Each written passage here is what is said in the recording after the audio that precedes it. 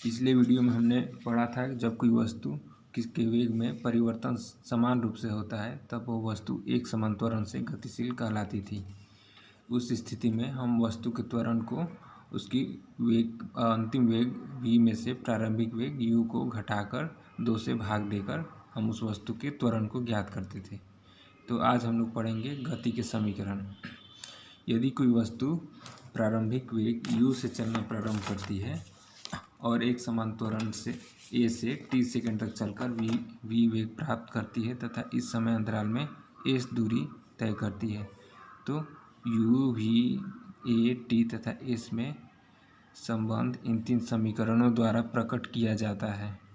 ये तीनों समीकरण बहुत इम्पोर्टेंट है। v बराबर u प्लस ए टी, दूसरा समीकरण है s बराबर U T plus half A T square. इसी समीकरण का प्रयोग करेंगे हम दूरी याद करने के लिए।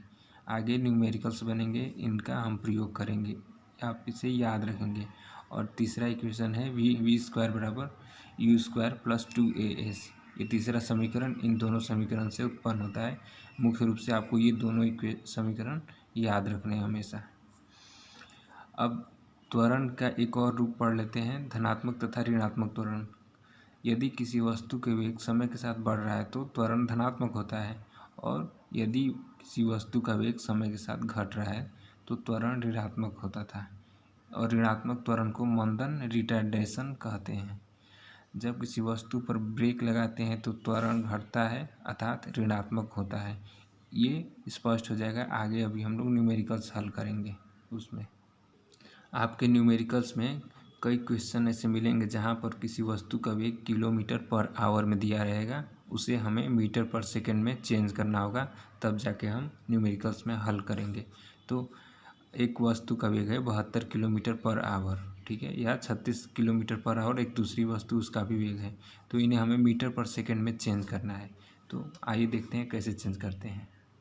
सबसे पहले आप 72 किलोमीटर को मीटर में चेंज कर दीजिए, और आवर है घंटा को सेकंड में, तब जाके मीटर पर सेकंड में हमें ज्ञात हो जाएगा। तो हमने लिख दिया किलोमीटर पर आवर को मीटर पर सेकंड में बदलने के लिए किलोमीटर को मीटर में बदलेंगे और घंटा को सेकंड में बदलेंगे। तब 72 किलोमीटर है, तो इसको घंटा में मीटर में बदलने के लिए हम जानते हैं 1 किलोमीटर में 1000 मीटर होते हैं, तो इसलिए गुना 1000, समझ गए। उसके बाद सेकेंड घंटा 1 घंटा है, ठीक है, तो 1 घंटे को 1 आवर लिख दीजिए। सेकंड में बदलने के लिए हम जानते हैं 1 घंटे में 60 सेकंड होते हैं, और 1 घंटे में 60 मिनट होते हैं, हर एक मिनट में 60 सेकंड होते हैं, समझ गए। तो अब इसे हम कटा देंगे तो जो हमें मान आएगा वो मीटर पर सेकंड में आएगा। इसे आप ऐसे भी लिख सकते हैं आपस में गुना करके, 72,000 मीटर बटा में 60 गुणे 60 3600 सेकेंड, ठीक है। तब आप इसे कटाएंगे तो हमें प्राप्त होगा 20 मीटर पर सेकंड। कहीं कहीं आपको मीटर सेकंड इन्वर्स भी लिखा होता है, दोनों एक ही है, मात्रक है, इससे कंफ्यूज नहीं होता है। तो ये आप सीख होंगे। एक दूसरा तरीका और होता है कि ये एक शॉर्ट ट्रिक है, किलोमीटर पर आवर को मीटर पर सेकंड में बदलने के लिए हम किलोमीटर पर आवर को 5/18 से गुना करते हैं। ये 5/18 मान लीजिए, दूसरा हम 36 किलोमीटर पर आवर को मीटर पर सेकंड में बदल रहे हैं। 36 किलोमीटर पर आवर बराबर 36 गुने 5/18, 18 दूनी 36 और 5 दूनी 10 मीटर पर सेकंड, समझ गए। ये 5/18 कहाँ से प्राप्त होता है?